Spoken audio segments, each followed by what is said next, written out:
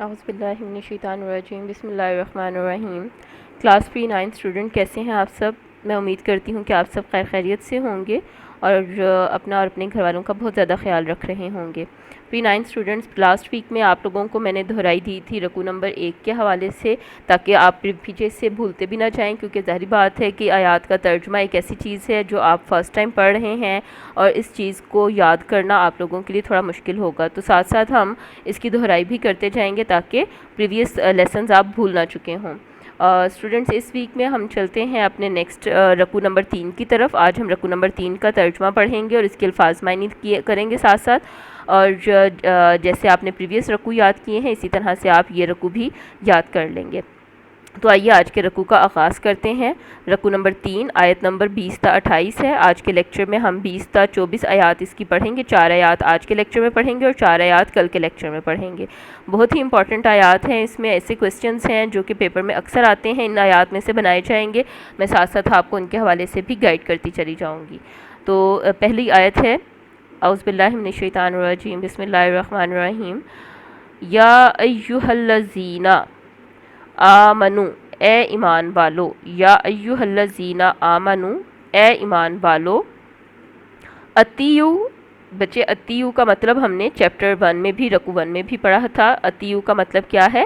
اطاعت کرو، اللہ کی، ورسولہ اور اس کے رسول کی۔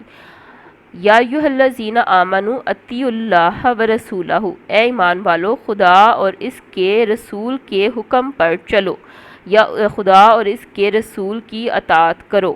اب بچے آپ یہ دیکھ رہے ہیں کہ اطاعت کس قدر ضروری ہے، کہ اس کا حکم بار بار آ رہا ہے کہ اللہ اور اس کے رسول کے حکم پر چل کر ہی فلاح اور کامیابی حاصل ہو سکتی ہے۔ اس لیے یہ آیت آپ دیکھیں گے کہ آیت کا یہ حصہ کہ یا ایھا الذین آمنوا اطیعوا اللہ ورسولہ، یہ آپ کو قرآن پاک میں بار بار نظر آئے گا حکم کہ اے ایمان والو اللہ اور اس کے رسول کی اطاعت کرو، اللہ اور اس کے رسول کے حکم پر چلو۔ ولا، اور نہیں، تولو، روح گردانی کرو، تولو کا مطلب ہے روح گردانی کرو یا منہ پھیرو، انہو، اس سے، وا، اور انتم، تم، تسمعون، سنتے ہو، اور اس سے روح گردانی نہ کرو اور تم سنتے ہو۔ کس سے روح گردانی نہ کرو؟ اللہ اور اس کے رسول کے حکم سے روح گردانی نہ کرو، اللہ اور اس کے رسول کے حکم سے منہ نہ پھیرو اور تم سنتے ہو۔ تو کیا کہا اس آیت میں؟ اس آیت میں کہا گیا ہے کہ یا ایھا الذین آمنوا اطیعوا اللہ ورسولہ، پہلا حصہ ہے یہ، اس کا ترجمہ ہے اے ایمان والو خدا اور اس کے رسول صلی اللہ علیہ وآلہ وسلم کے حکم پر چلو۔ ولا تولوا عنہ، اور اس سے روح گردانی نہ کرو، یہ دوسرا حصہ ہو جائے گا۔ ولا تولوا عنہ، اور اس سے روح گردانی نہ کرو، وانتم تسمعون، اور تم سنتے ہو۔ اگلی آیت کا آغاز کرتے ہیں۔ ولا، اور نہیں، تکونوا، ہو جانا، کالذین، جو، اور نہ ہو جانا ان جیسے جو، قالوا، کہتے ہیں، سمعنا، ہم نے سن لیا، واہم، اور وہ، لا یسمعون، نہیں سنتے، لا کا مطلب نہیں، یسمعون، سنتے۔ ولا، اور نہیں، تکونا، ہو جانا، کالذین، جو کہتے ہیں، کالذین، جو، قالوا، کہتے ہیں، سمعنا، ہم نے سن لیا، وہم لا یسمعون، اور وہ در حقیقت نہیں سنتے۔ تو اس آیت کا کیا ترجمہ ہے؟ چھوٹی سی آیت ہے اور اس میں مسلمانوں کو وعید کی گئی ہے، ایمان والوں کو یہ وعید کی گئی ہے کہ آپ نے ان جیسے نہیں ہو جانا جو کہتے ہیں ہم نے سن لیا لیکن در حقیقت وہ نہیں سنتے ہیں۔ ولا تکونوا کالذین قالوا سمعنا وہم لا یسمعون، اور ان لوگوں جیسے نہ ہونا جو کہتے ہیں کہ ہم نے سن لیا حکم خدا، سن لیا مگر حقیقت میں نہیں سنتے۔ تو ایسے لوگ جو کہ منہ سے تو یہ کہتے ہیں کہ ہم نے اللہ تعالیٰ کا حکم سن لیا ہے لیکن در حقیقت وہ نہیں سنتے ہیں، تو یہ کن کی مثال دی جا رہی ہے؟ یہ وہ لوگ ہیں جو منافقین ہیں، جو بظاہر منہ سے تو، زبان سے تو یہ کہتے ہیں کہ ہم نے اللہ کا حکم سن لیا ہے لیکن دل سے وہ اس حکم کو نہیں سنتے ہیں، نہ مانتے ہیں اور اس سے روح گردانی کرتے ہیں۔ تو ایسے لوگوں جیسے ہونے سے منع کیا گیا ہے کہ ایسے لوگوں جیسے نہیں ہونا ہے جو کہ صرف زبان سے کہتے ہیں کہ ہم نے سن لیا اور در حقیقت وہ نہیں سنتے ہیں۔ تو یہاں پر آپ کو بالکل واضح پتہ چل گیا کہ اللہ تعالیٰ کی طرف سے اللہ تعالیٰ اور اس کے رسول کی اطاعت کے کتنے واضح احکامات موجود ہیں کہ اللہ تعالیٰ اور اس کے رسول کے ایک تو حکم پر چلنا ہے اور اس سے روگردانی نہیں کرنی ہے، اور نہ ہی ان لوگوں جیسے ہو جانا ہے جو کہ بظاہر تو کہتے ہیں کہ ہم نے سن لیا ہے لیکن در حقیقت وہ نہیں سنتے ہیں۔ اب ایسے لوگوں کی مثال اللہ تعالیٰ کس سے دیتے ہیں؟ اگلی آیت میں ہم پڑھتے ہیں کہ ایسے لوگوں کو اللہ تعالیٰ نے کس سے مثال دیا ہے، کس کے ساتھ ان کی جو ہے وہ مثال دے کر ان کو مزید واضح کیا ہے۔ اِنَّا بے شک شر الدواب بدترین جاندار، بدترین جانور، عند اللہ اللہ کے نزدیک، سمن بہرے بکمن گونگے، بے شک اللہ کے نزدیک تمام جانداروں میں سے بدتر بہرے گونگے ہیں، سمن بہرے بکمن گونگے، الذین جو لا یاقلون عقل نہیں رکھتے ہیں، جو کچھ نہیں سمجھتے ہیں۔ تو اللہ تعالیٰ کیا فرماتے ہیں کہ بے شک اللہ تعالیٰ کے نزدیک تمام جانداروں سے بدتر بہرے گونگے ہیں جو کچھ نہیں سمجھتے۔ ان شر الدواب عند اللہ سمن بکمن الذین لا یاقلون۔ اب بچے یہ ایک بڑی ہی اہم آیت ہے اور اس میں سے کوسچن جو بنتا ہوتا ہے کہ شر الدواب سے کیا مراد ہے یا شر الدواب سے مراد کون لوگ ہیں۔ یہ کوسچن اکثر پیپر میں آتا ہوتا ہے، شارٹ کوسچن کی فارم میں یہ پوچھا جاتا ہوتا ہے، یا شر الدواب سے کیا مراد ہے یا شر الدواب سے مراد کون لوگ ہیں۔ تو شر الدواب سے مراد ایسے بدتر جاندار ہیں جو کہ بہرے اور گونگے ہیں، اور اللہ تعالیٰ کے نزدیک وہ تمام جانداروں میں بدتر ہیں۔ اور یہ کیا ہے ان کی پہچان کہ نہ یہ تو بہرے اور گونگے ہیں جو کچھ بھی نہیں سمجھتے ہیں، کہ نہ یہ سنتے ہیں اور نہ ہی یہ کچھ بول سکتے ہیں، اور ایسے جانداروں کو اللہ تعالیٰ نے بدتر جاندار کہا ہے، اور ان بدتر جانداروں کو منافقوں کے ساتھ، منافقین کے ساتھ ریزیمبل کیا گیا ہے کہ بے شک جو منافقین ہیں وہ اللہ تعالیٰ کے نزدیک بدتر جاندار ہیں، جانداروں میں سب سے بدتر ہیں، کہ یہ ایسے ہو گئے ہیں جیسے بہرے اور گونگے ہوں، کہ نہ تو یہ کچھ سنتے ہیں اور نہ ہی کچھ بول سکتے ہیں، یہ کوئی عقل نہیں رکھتے ہیں کہ اللہ تعالیٰ کے پیغام جو ان کو پہنچایا جا رہا ہے اس پر ایمان کس طرح سے لے کر آنا ہے، دل سے ایمان کیسے لے کر آنا ہے، اور اللہ تعالیٰ اور اس کے رسول کے حکم پر کس طرح سے چلنا ہے۔ یہ در حقیقت منافقین ہی کے بارے میں کہا گیا ہے کہ منافقین شر الدواب ہیں۔ نیکسٹ آیت میں دیکھتے ہیں، نیکسٹ آیت میں کیا بتایا جا رہا ہے۔ نیکسٹ آیت ہے ہمارے پاس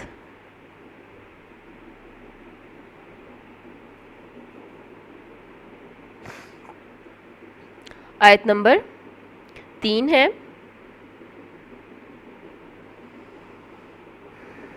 جی، وَلَوْ اور اگر، علمات جان لیتا، اللہ اللہ فیہم ان میں خیرن بھلائی، لا اسمعہم تو انہیں سننے کی توفیق بخشتا، وَلَوْ علم اللہ اور اگر اللہ جان لیتا، فیہم خیرن ان میں بھلائی کا مادہ، لا اسمعہم تو انہیں ضرور سننے کی توفیق بخشتا۔ تو یہاں پر اللہ تعالیٰ کیا فرما رہے ہیں کہ اللہ تعالیٰ اگر ان لوگوں میں نیکی کا مادہ دیکھتا تو ضرور انہیں سننے کی توفیق بخشتا، یعنی کہ وہ اللہ تعالیٰ کے کلام کو جو ہے وہ سن سکتے، اس کو سمجھ سکتے۔ وَلَوْ اور اگر اسمعہم سننے کی توفیق دیتا، لَوْتَوَلَّوْا تو روگردانی کر لیتے، وَهُمْ مُعْرِضُونَ اور وہ منہ پھیر کر بھاگ جاتے، اور اگر اللہ بغیر صلاحیت کے سماعت دیتا تو وہ منہ پھیر کر بھاگ جاتے۔ وَلَوْ اور اگر اسمعہم انہیں سننے کی توفیق دیتا، لَتَوَلَّوْا منہ پھیر لیتے، وَهُمْ اور وہ مُعْرِضُونَ بھاگ جاتے۔ تو یہاں پر اللہ تعالیٰ کیا فرما رہے ہیں کہ اگر اللہ تعالیٰ ان میں نیکی کا مادہ دیکھتا تو ضرور انہیں سننے کی توفیق بخشتا، کہ یہ ان کے اندر نیکی کا مادہ ہے، یہ بھلائی کو پہچان سکتے ہیں، یہ بھلائی کو پا سکتے ہیں، تو اللہ تعالیٰ انہیں سننے کی توفیق دیتا۔ مطلب کیا ہے سننے کی توفیق دینے سے؟ کہ ان کو ایمان کی دولت سے ضرور نوازتا۔ لیکن اگر بغیر صلاحیت کے ہدایت دیتا یعنی سماعت دیتا تو وہ پھر منہ پھیر کر بھاگ جاتے، کیونکہ وہ کوئی اپنے دل میں جو ہے وہ اللہ تعالیٰ کے لیے، اللہ تعالیٰ کی ہدایت پر عمل کرنے کے لیے کوئی ایسے جذبات نہیں رکھتے ہیں، ان کے دل میں نیکی کا کوئی مادہ موجود نہیں ہے، تو لہٰذا اللہ تعالیٰ نے انہیں سننے کی توفیق بھی نہیں دی ہے، تو یہ ایمان نہیں لائیں گے۔ ایسے ہی لوگوں کے بارے میں سورہ بقرہ میں بھی اللہ تعالیٰ نے ارشاد فرمایا ہے کہ یہ لوگ ایمان نہیں لائیں گے۔ اگلی آیت میں دیکھتے ہیں کہ یا ایھا الذین آمنو، اے ایمان والو، استجیبو، حکم قبول کرو، للہ اللہ کا، وللرسول، اور اس کے رسول کا۔ دیکھیں اگین وہی حکم قبول کرنے والی بات ہے، وہی اگین اطاعت والی بات کو جو ہے وہ دہرایا جا رہا ہے کہ اللہ اور اس کے رسول کا حکم قبول کرو۔ یا ایھا الذین آمنو استجیبوا للہ وللرسول، اے مومنو اللہ اور اس کے رسول کا حکم قبول کرو، حکم مانو۔ اس جب کہ دعاکم، تمہیں بلاتے ہیں، کون بلاتے ہیں؟ رسول صلی اللہ علیہ وآلہ وسلم۔ اس جب کہ دعاکم، تمہیں بلاتے ہیں، لما، جو، یحییکم، تمہیں زندگی بخشتا ہے، جب کہ رسول خدا تمہیں ایسے کام کے لیے بلاتے ہیں جو تم کو زندگی جاوداں بخشتا ہے، مطلب ہمیشہ کی زندگی بخشتا ہے۔ وَاعْلَمُوا، اور جان رکھو، ان اللہ، بے شک اللہ، یحول، حائل ہو جاتا ہے، بینا، درمیان، مرئی، انسان کے، وقلبہ، اور اس کے دل کے، اور جان رکھو کہ اللہ آدمی اور اس کے دل کے درمیان حائل ہو جاتا ہے۔ وَأَنَّهُ، اور الیہ تحشرون، اور یہ کہ تم اسی کے روبرو جمع کیے جاؤ گے۔ تو یہاں پر اللہ تعالیٰ کیا فرماتے ہیں کہ مومنوں سے کہ اللہ اور اس کے رسول کا حکم قبول کرو، جبکہ رسول تو تمہیں ایسے کام کے لیے بلاتے ہیں جو تم کو زندگی جاوداں بخشتا ہے، یعنی کہ ایسا ایمان کی جو دولت ہے وہ نہ صرف آپ کو دنیاوی زندگی بخشتی ہے بلکہ آخرت میں بھی آپ کے لیے فلاح اور کامیابی اور بھلائی کا پیغام لے کر آتی ہے۔ تو یہ وہ پیغام ہے جو کہ تمہیں زندگی، ہمیشہ کی زندگی کا پیغام دیتا ہے۔ اور یہ جان رکھیں کہ اللہ آدمی اور اس کے دل کے درمیان حائل ہو جاتا ہے، کہ اللہ تعالیٰ انسان کی شاہ رگ سے بھی زیادہ قریب ہے۔ اللہ تعالیٰ انسان کو یہ بتا رہے ہیں کہ میں یعنی اللہ تعالیٰ انسان کے کتنے قریب ہوں کہ میں آدمی اور اس کے دل کے درمیان میں حائل ہو جاتا ہے اللہ تعالیٰ، اور یہ کہ تمام انسان اللہ تعالیٰ کے سامنے جمع کیے جائیں گے، اللہ تعالیٰ کے روبرو جمع کیے جائیں گے۔ تو ہمیں اپنے آپ کو اس دن کے لیے تیار رکھنا ہے کہ جب ہم اللہ تعالیٰ کے سامنے حاضر ہوں تو ہمارا دامن ایسی تمام گناہوں سے پاک ہو جو کہ ہمارے لیے آخرت میں پریشانی کا باعث بنے۔ ہمیں اپنے دامن کو ایسے اعمال کے ساتھ بھر کے لے کر جانا ہے جو کہ اللہ اور اس کے رسول نے ہمیں حکم فرمایا ہے۔ جن کاموں کو کرنے کا اللہ نے حکم فرمایا، اس کے رسول پاک صلی اللہ علیہ وسلم نے حکم فرمایا، ہمیں اللہ اور اس کے رسول کی اطاعت کرنی ہے تو ہی ہم کامیابی حاصل کر سکتے ہیں۔ بڑے واضح طریقے سے یہاں پر اللہ تعالیٰ بتا رہے ہیں، پہلی آیت میں بھی یہی بات بتائی، اگلی آیت نمبر 4 میں بھی دوبارہ یہی بات ریپیٹ ہوئی ہے کہ اللہ اور اس کے رسول کا حکم قبول کرو، اللہ اور اس کے رسول کی حکم پر چلو۔ تو اس طرح سے آپ کو یہ بات بڑی جو ہے وہ واضح انداز میں پتہ چلتی ہے کہ اللہ اور اس کے رسول کے حکم پر چل کر ہی دراصل حقیقی کامیابی حاصل کی جا سکتی ہے۔ آج کے لیکچر کو میں یہیں پر اختتام کرتی ہوں، ریمیننگ چیپٹر میں اپنے نیکسٹ لیکچر میں کمپلیٹ کروں گی۔ آپ نے ان چاروں آیات کے ترجمے اور الفاظ کے معنی اچھی طرح سے یاد کرنے ہیں اور ان کو اپنی نوٹ بک کے اوپر ورڈز کے میننگ کو لکھ بھی لینا ہے۔